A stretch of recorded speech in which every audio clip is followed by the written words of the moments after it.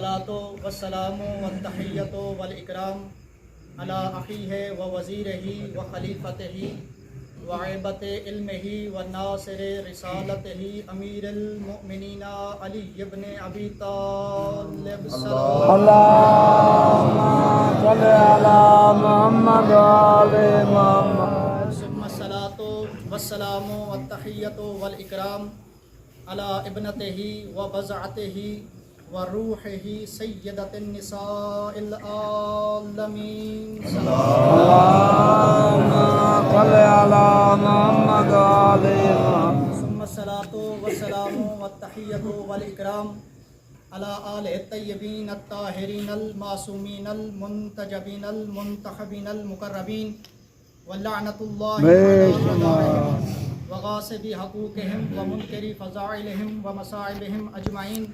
اما بعد فقد قال اللہ تعالی فی کتابہ المجید وفرقانہ الحمید وقولہ الحق.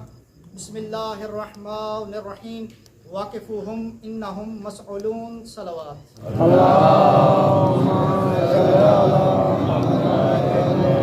زیادہ دیر زحمت نہیں دینی، بس 10 منٹ کی دوں گا. ماشاءاللہ. سب سے پہلے حمد ہے اس مدبر الامور کے لیے کہ جو سیاہ رات میں سیاہ رنگ کے پتھر پر چلنے والی چیونٹی کے پاؤں سے بننے والی لکیر کو بھی جانتا ہے. وہ مالک اور خالق اللہ جو سیاہ رات میں درختوں پہ سوئے ہوئے پرندوں کو کبھی گرنے نہیں دیتا. لاکھوں درود و سلام ہوں اس وجہ تخلیق کائنات محمد مصطفیٰ پر کہ جسے اللہ رب العزت نے خلق کر کے فرمایا لولا کا یا احمد لما خلقت افلاک. اے محمد اگر تجھے نہ بناتا تو کائنات میں کوئی چیز ہی خلق نہ کرتا. خدا کا لاکھ لاکھ شکر ہے کہ جس خدا نے ہمارے دلوں کے کعبہ کو وارث کعبہ کی محبت سے منور فرمایا. اور کروڑوں درود و سلام ہوں ان مصطفیٰ مرتضی مجتبی بندوں پر کہ جنہوں نے وحشی کو دیکھا تو انسان بنایا، انسان کو دیکھا تو مسلمان بنایا، مسلمان کو دیکھا تو سلمان بنایا. ان ہستیوں نے جب بے زر کو دیکھا تو ابو ذر بنایا، بے داد کو دیکھا تو مقداد بنایا، بے مال کو دیکھا تو بلال بنایا، مجبور کو دیکھا تو مختار بنایا، منکرین کی طرف نظر کی تو فنار کر دیا، ہم جیسوں کو دیکھا تو عزادار کر دیا.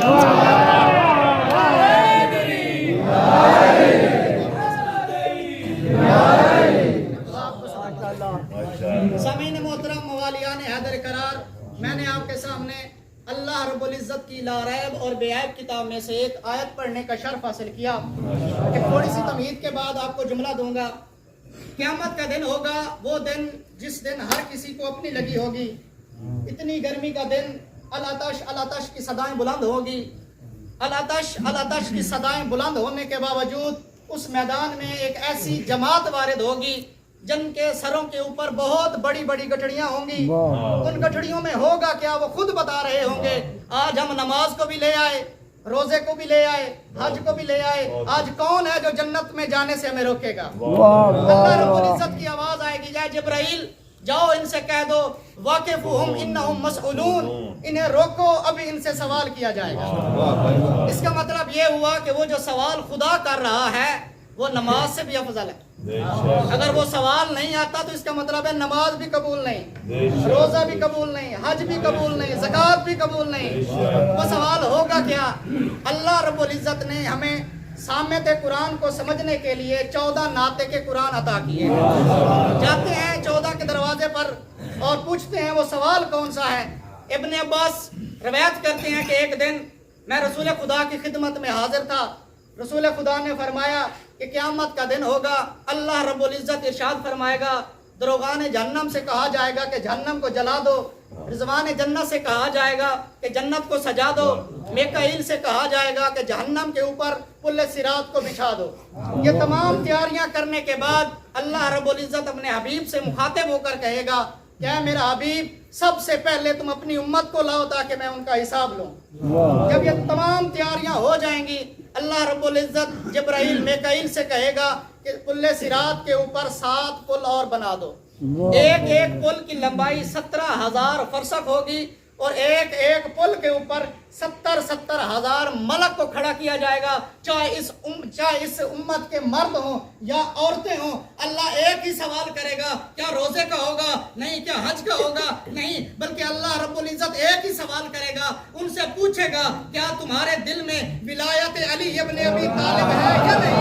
क्या तुम्हारे दिल में मोहब्बत अहले बैत है या नहीं? फिर जब उनके दिल में देखा जाएगा कि उनके दिल में विलायत अली इब्न अबी तालिब होगी, पुल्ले सिराज से ऐसे गुजर जाएंगे जैसे तेज बिजली गुजरती है। अगर दिल में अली की मोहब्बत ना हुई, अल्लाह फरमा रहा है चाहे 70 सिद्दीक के अमाल भी ले आ, उठा के जहन्नम में डाल दूंगा।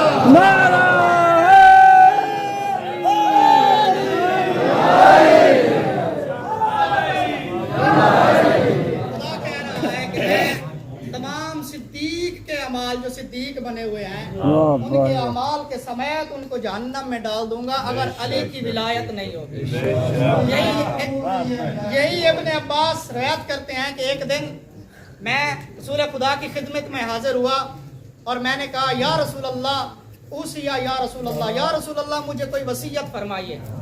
तो अल्लाह के हबीब ने कहा कि ऐ इब्न अब्बास तुझ पे अली की मोहब्बत वाजिब है। इब्न अब्बास कहता है मैं थोड़ी देर खामोश हुआ, फिर मैंने कहा उसिया, या रसूल अल्लाह, या रसूल अल्लाह मुझे कोई वसीयत फरमाइए। फिर कहा गया कि ऐ इब्न अब्बास तुझ पे अली की मोहब्बत वाजिब है। इब्न अब्बास कहता है मैं सोचने लग गया, मैं रसूल से कह रहा हूँ मुझे कोई वसीयत कीजिए, वसीयत कीजिए। रसूल बार बार अली की मोहब्बत की तलकीन कर रहा है, बार बार अली की मोहब्बत का कह रहा है। इब्न अब्बास कहते हैं अभी मैं ये सोच ही रहा था कि रसूल का चेहरा हुआ मेरी तरफ और देखकर कहते हैं इब्न अब्बास अपने आप से क्या बातें कर रहा है। मैं कसम उठाता हूँ उस जात की, वल्लज़ी बाअसनी बिल हक़्क़ि नबिय्या ला युक़बल अल्लाहु मिन अब्दि हसना हत्ता यसअलु अन हुब्बि अली इब्न अबी तालिब। ऐ इब्न अब्बास क़यामत वाले दिन अल्लाह उस वक्त तक किसी की नेकी कबूल नहीं करेगा जब तक उससे अली की मोहब्बत का सवाल न करे।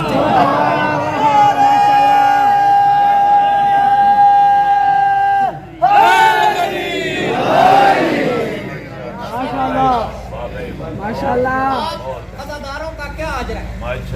मोहब्बत अली इब्न अबी तालिब करने वाले का क्या अजर है? क़यामत के दिन मुनादी निदा देकर कहेगा, ऐना मुहिब्बे अली इब्न अबी तालिब, कहाँ हैं वो लोग जो अली से मोहब्बत किया करते थे? उस वक्त क़यामत वाले दिन मैदान माशर में एक सालेहीन लोगों की जमात खड़ी होगी। इंशाअल्लाह हम सब उसमें शामिल होंगे। सालेहीन की जमात खड़ी होगी और वो कहेंगे हम हैं वो लोग जिन्होंने दुनिया में अली से मोहब्बत की है। उस वक्त अभी हमारे गांव का ये कौल बना हुआ है, पढ़ा तो कहीं नहीं है, कि एक मौलवी 70 बंदों को जन्नत में ले जाएगा। वो कैसे ले जाएगा ये उनको ही पता है। आज देखते हैं कि एक अली का चाहने वाला कितने लोगों को जन्नत में ले जाता है।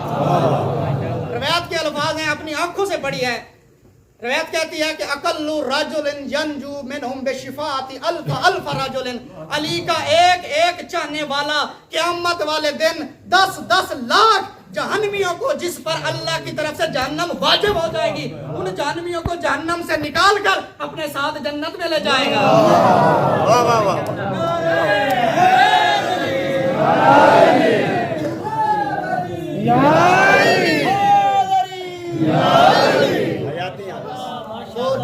मुसीबत के सर अपनी नमाज तहज्जुद में ये दुआ किया करते थे, या खुदाया मुझे एक ऐसी बेटी अता फरमा जो हुसैन के गले का तावीज़ हो। या खुदाया तुझे हुसैन की मजलूमियत का वास्ता, हुसैन को सीने का सकून अता फरमा। अल्लाह रब्बुल इज्जत ने हुसैन को सकीना की सूरत में सीने का सकून अता किया। जब यही सकीना करबला के बाद शाम में कैदी बनकर गई है ना, हाथों में हथकड़ियां हैं।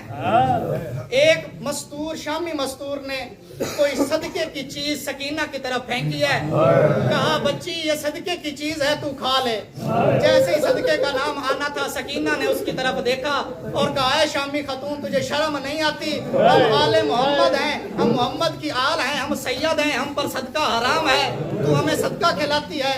वो औरत भागती हुई घर गई है, घर से कोई नजर की खजूरें लाई, कहा ऐ बेटी ये नजर की खजूरें खा लो। اور میرے لیے دعا کرنا۔ سکینہ کہتی ہے سب سے پہلے تم اپنی دعا بتا، تیری دعا کیا ہے؟ وہ کہتی ہے پہلی دعا میری یہ ہے، میرا شوہر گیا ہوا ہے سفر پہ، اس کی خیریت کی دعا کرنا کہ وہ خیریت سے واپس آ جائے۔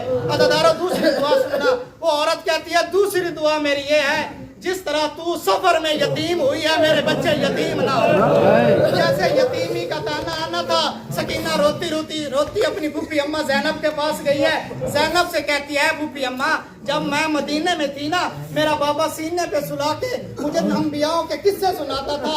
ایک دن میرے بابا نے انبیاء کا قصہ سنایا، ایک نبی کی اونٹنی تھی، اس اونٹنی کے بچے کے سامنے اونٹنی کے کوہان کو کاٹ دیا تھا۔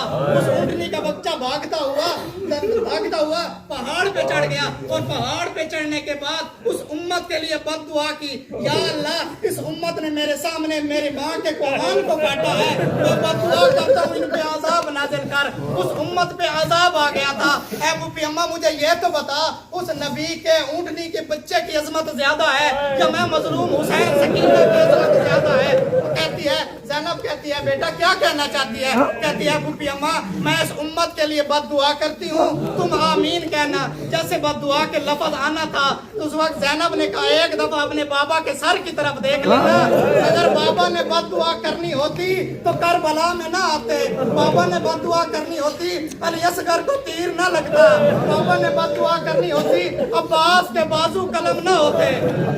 عزیزانو یہی سکینہ جب شام کے بازار میں قیدی بن کر بی بی کو شمر نے، روایت کے الفاظ ہیں، ایک ہاتھ سے بالوں کو پکڑا اور دوسرے ہاتھ سے اس ہاتھ سے جس ہاتھ میں انگوٹھی تھی اس ہاتھ سے منہ پہ تماچا مارا۔